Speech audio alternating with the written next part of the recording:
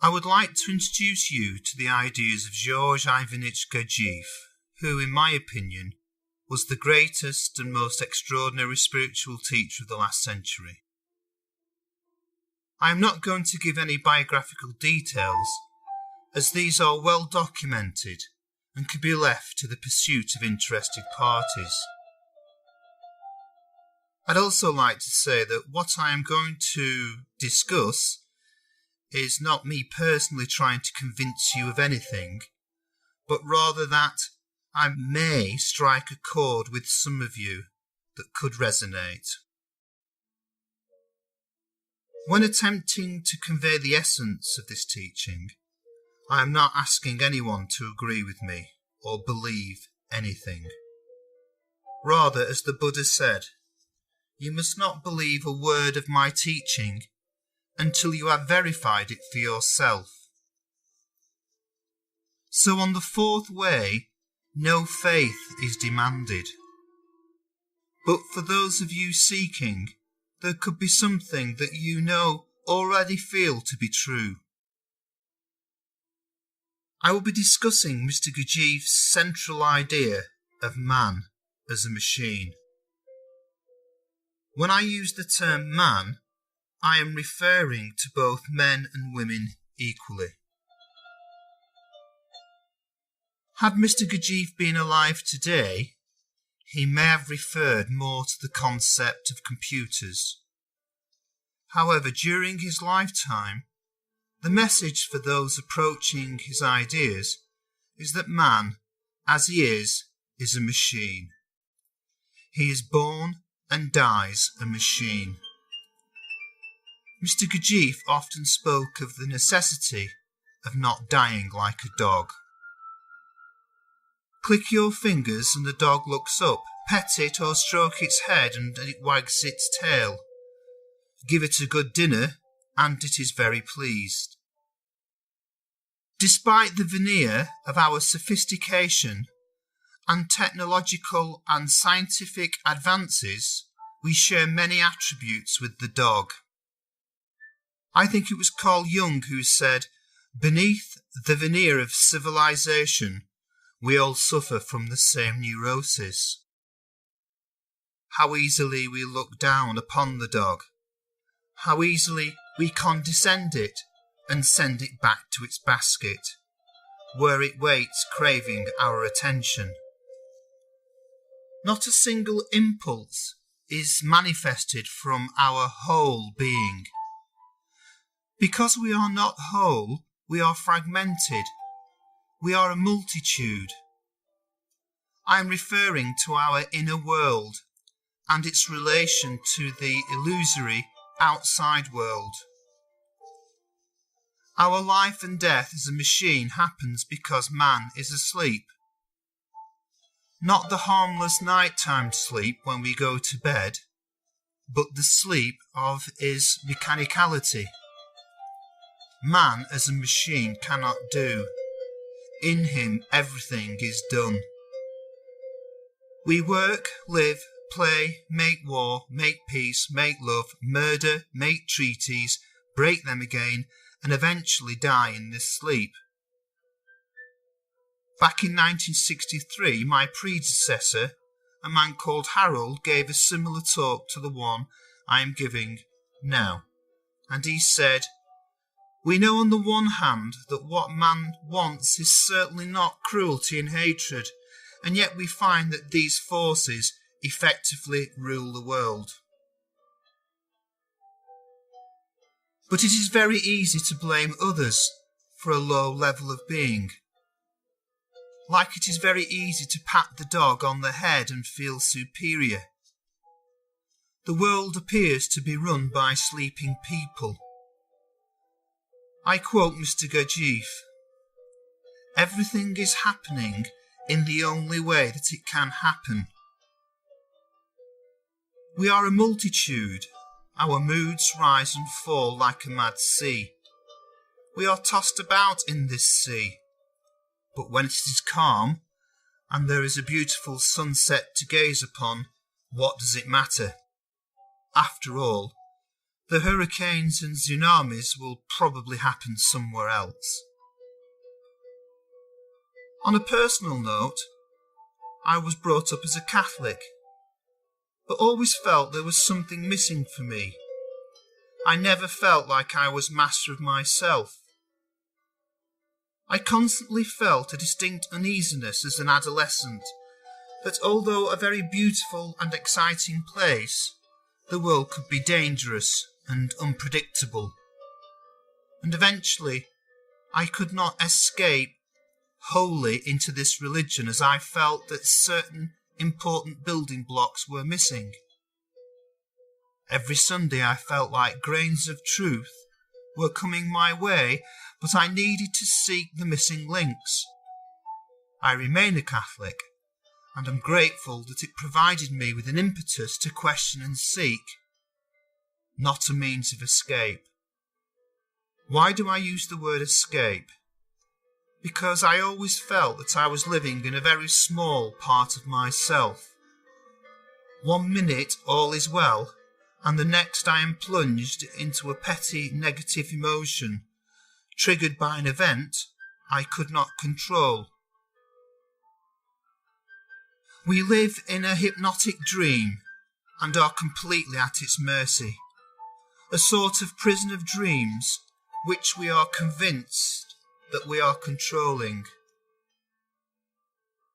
Mr. Gurdjieff was once asked what his teaching was about, and he answered, "I teach that when it rains, the streets get wet. When we are insulted, we get angry. When we are praised, we smile."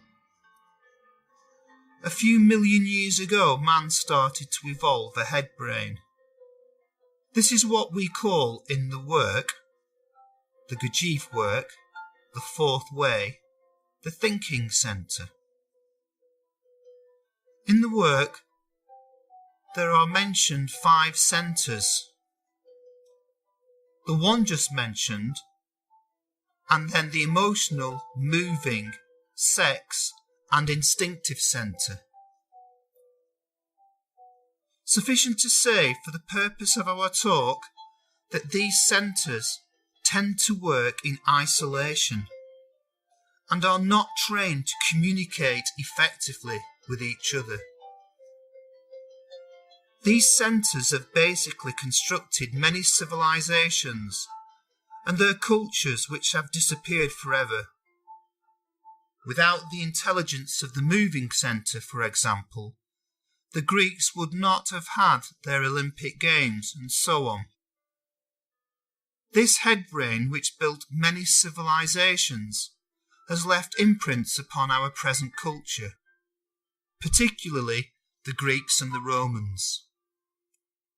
Because we have developed these imprints, we seem to be under the illusion that in consequence of our medical and scientific advances, we are making progress. The Greeks and Romans, apart from a very few, had a low level of being. Can we claim therefore that our level of being is any higher than what they possessed? Are not the same atrocities perpetrated? Are not the same misunderstandings and injustice as prevalent as ever? Apart from the few, man was and is basically an animal, a very clever animal, which refers to my previous point about man's level of being. I also spoke earlier about the forces that rule the world. What are the forces that rule our inner world? What is it that makes us a machine? One of the characteristics of the human animal which links to this point is self-calming. John Bennett, a pupil of Gurdjieff's, stated that the smallest unit to which the laws of the universe could be applied was the cell. In Gurdjieff's cosmology, the cell belongs to the microcosm. All life is primarily formed to maintain the inner constitution of the cell, against change in the external environment. It has a boundary, and its whole aim is to maintain the inner balance in spite of its changing environment. In fact, every living creature is compelled to act in such a way as to neutralize any threat to its inner calm. Homeostasis. And this also applies to us. It is very difficult to entertain a painful feeling or a feeling of one's inability to cope for more than a short time.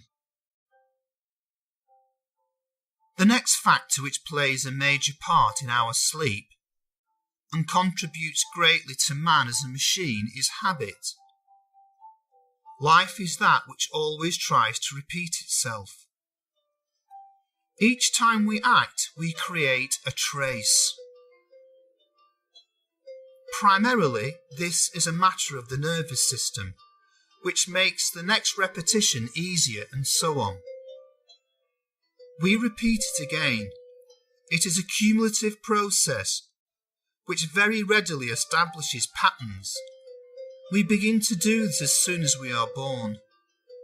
In particular, we learn to construct the world around us. The child learns very quickly, and in particular, he learns how to behave mostly in the right conditions from his parents, from whom he also learns how to feel. And having established these patterns, he soon becomes a personality. Some of these habits come from what he was born with, his essence. But this gets covered over in life and smothered by his personality. As the child gets older, essence manifests itself less and less, and in some cases disappears forever. You and I have many unconscious behaviour patterns, which we learnt like riding a bicycle or a car.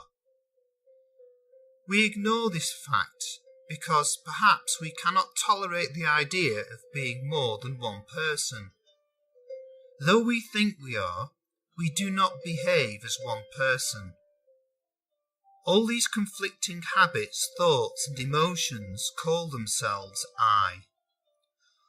One eye likes chocolate, the other hates the colour purple.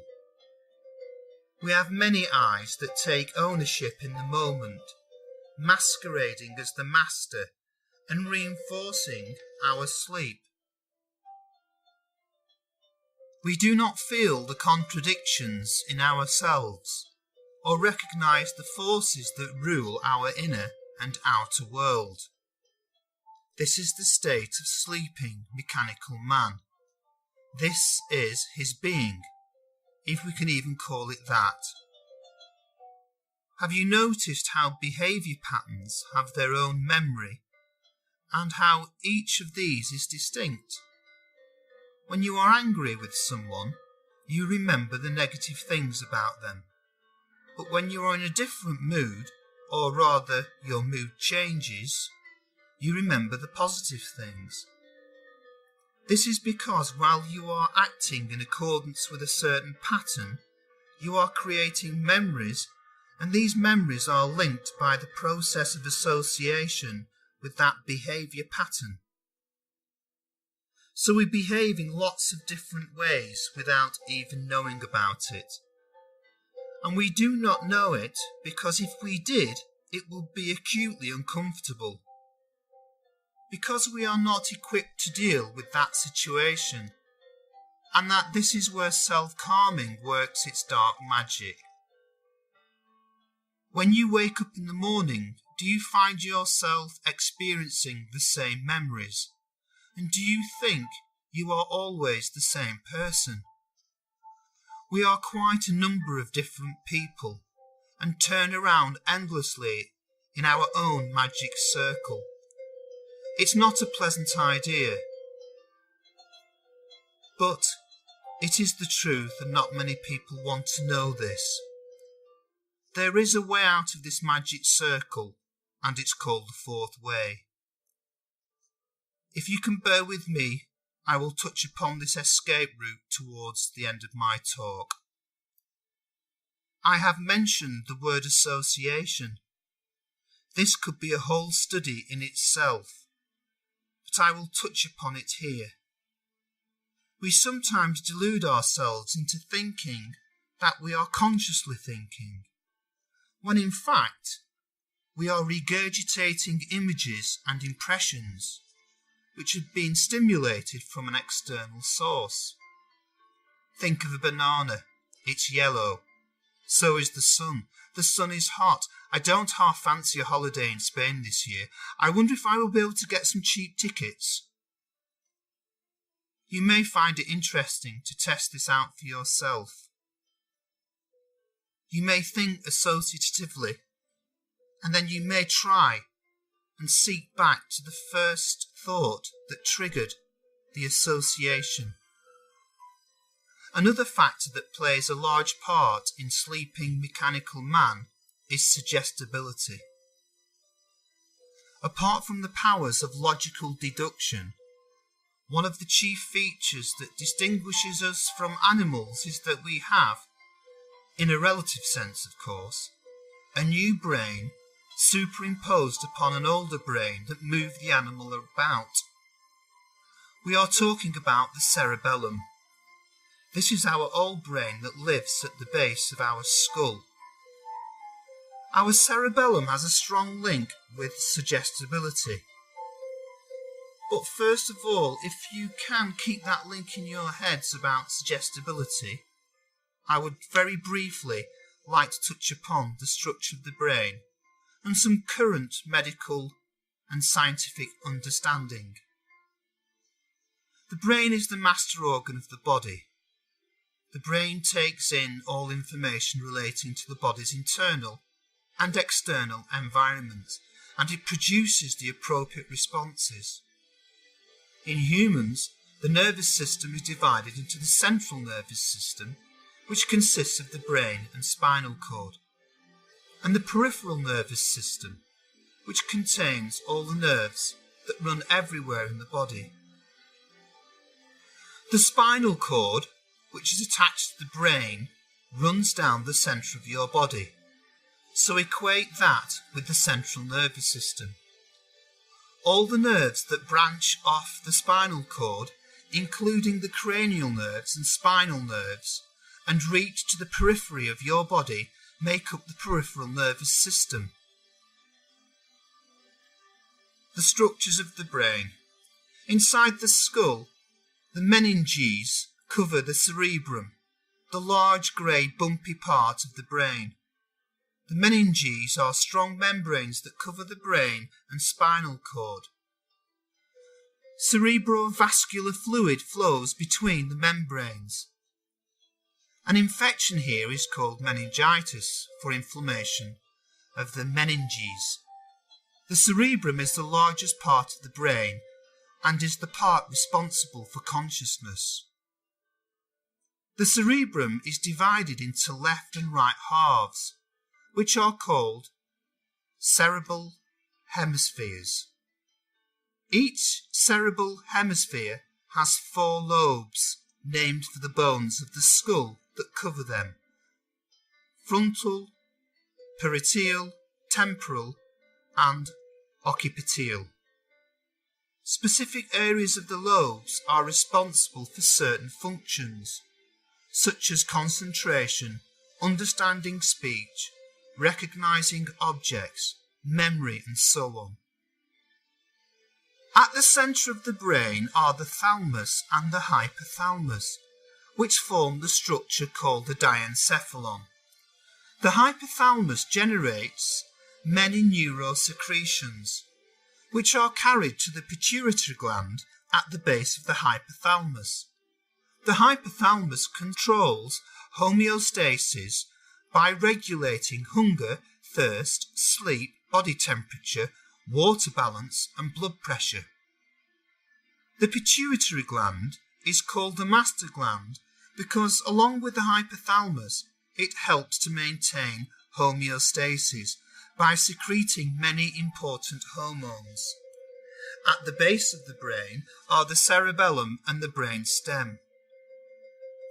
The cerebellum coordinates muscle functions such as maintaining normal muscle tone and maintaining posture. The brain stem is formed by three structures: the midbrain, the pons, and the medulla oblongata. The spinal cord is a continuation of the brain stem that runs through the vertebrae of the spine. So our old brain that lives at the base of our skull, we rarely hear from. It has one peculiar characteristic: it believes everything it hears. What we call our head, the cerebrum, tries to explain everything, but rarely tries to genuinely question it, so that much of what we perceive goes straight to our primitive brain, and it believes everything it reads in the newspapers. We live in a world that we become used to, and are imprisoned by it. We are imprisoned by a false sleep and subject to the forces of anger and violence that could erupt at any moment. The volcano we are sitting on is ourselves. Suggestibility is a type of identification. We are identified with beauty, Aphrodite. We are identified with power, Zeus. We are identified with our dream of ourselves, our self-love, our vanity, Narcissus. Mr. Gurdjieff once remarked that he knew an opium addict who used a pipe, and that he eventually came to believe that he was a pipe. I remember heavily identifying with many Clint Eastwood Western films and regularly gunning down my enemies between the lampposts. How could all those teenage girls sobbing and screaming at the Beatles concert have done so without the function of identification? We behave in irreconcilable ways, and to each of these different ways man gives the name of I. I say I to all my manifestations. This belief that a transitory I is actually our permanent I is one of the illusions that Mr. Gurdjieff wanted to shatter. If I am identified with this I cannot escape its power over myself in the present moment, and I am again imprisoned within myself, within the magic circle of myself. There are many ways out. The fakir masters his body, the yogi masters his intellect, and the monk masters his emotions by religious faith. But the sly man works on all three at once. The fourth way is sometimes being called the way of the sly man. This is the beauty and power of the work, that it can, with sustained effort, release us from the magic circle of self-deception. If I am aware of myself in the present moment, I may catch this moment of identification. I may be able to observe myself. I may be able to keep my attention in my body through sensation and not pour out my energy as I habitually do. We therefore struggle to remember ourselves, and we call this struggle the work, the fourth way. In summary, we are suggestible. We crave to be comforted. We long for approval. We are always in the power of habits which determine our behaviour. Our feelings are various and incompatible, and do not work in harmony with our thoughts or body. So therefore, if we so wish, we need to work on ourselves. Our past determines our habits and the patterns of our behaviour, and so determine our future. If this is true for one human being, isn't it true for most of so-called civilization? Do you share with me now the illusion of progress? Mr. Gurdjieff often said, repair the past, and prepare the future. One way of breaking the past is to be present now, to remember yourself without judgment to the past that is trying to steal the moment, to be open to a true moment of self-observation. And this may take many persistent efforts over many years. Of course, man has a choice, and this work is not for everybody. But if anyone wants to be less of a machine, nothing will happen until they wake up to the realization that they are in fact asleep to what inevitably happens to them automatically throughout their lives. And if man does nothing, nothing changes, because man is continually recreating his past, and there is no way out until he realizes he is a machine. Of course, being told that one is a machine, one may resent it and then start to think about it, and then for a moment become less of a machine. Real thoughts may begin to arise. One of Mr. Gurdjieff's senior pupils, P.D. Ouspensky, wrote a book called In Search of the Miraculous. In it, Mr. Gurdjieff stated, "The first thing a man asks on hearing this teaching is, what can he do? He can do nothing. This is the truth, and nobody wants to know the truth." Let me summarise the points I have made so far to explain why man is a machine. Suggestibility, identification, comfort and approval, power of habits, contradictory feelings. We do not know our prison. All of the above constitute just some of the factors of man as a machine, man asleep. If he wishes to escape, he must wake up from this sleep. So there is a way out, but he cannot wake up by himself. He must find others who are attempting to wake up and who have formed a group with the intention of mutual help and guidance along the way. A group which, using the legacy that Mr. Gurdjieff left us, is struggling to be present and aware of those factors which keep us asleep. When we attempt to be aware of ourselves, we are making the first steps towards remembering ourselves, to which there are deeper and deeper levels. But we have to start somewhere, and the best place to start is in our bodies. We can be in our bodies rather than be absent as when we are daydreaming or fantasizing. We can be aware or have sensation of a specific part which can help to anchor our attention.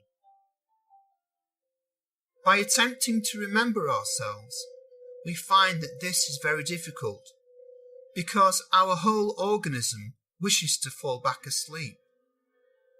The past seeks to steal the present moment. This is why it is important to be in a group, because one person who is awake may help others who are asleep at that moment. One person trying to work may dream that he is awake. Every stick has two ends. All of the factors that keep us in our sleep can wake us up if we become impartial. You will have often heard the terms good and evil, positive and negative, but what lies between them?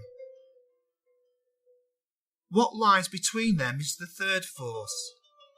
The devil and the angel exist in all of us, but the third force of deep self-remembering acquired through conscious labours and intentional suffering can see through their illusion, and the veil is lifted.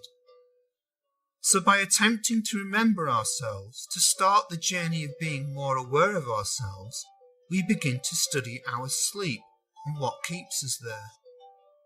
We begin to understand that we have lost something that children are closer to, but it is untrained and is waiting to grow. We begin to become aware that we have no being, and understanding that we have no being, we begin to crave it. To acquire being, we attempt to wake from our sleep. Many are called, but few are chosen. If you are a genuine seeker, you may have met with a teaching that could change your life. If you are interested in these ideas, please follow the website links at the end of this video. Thank you for listening.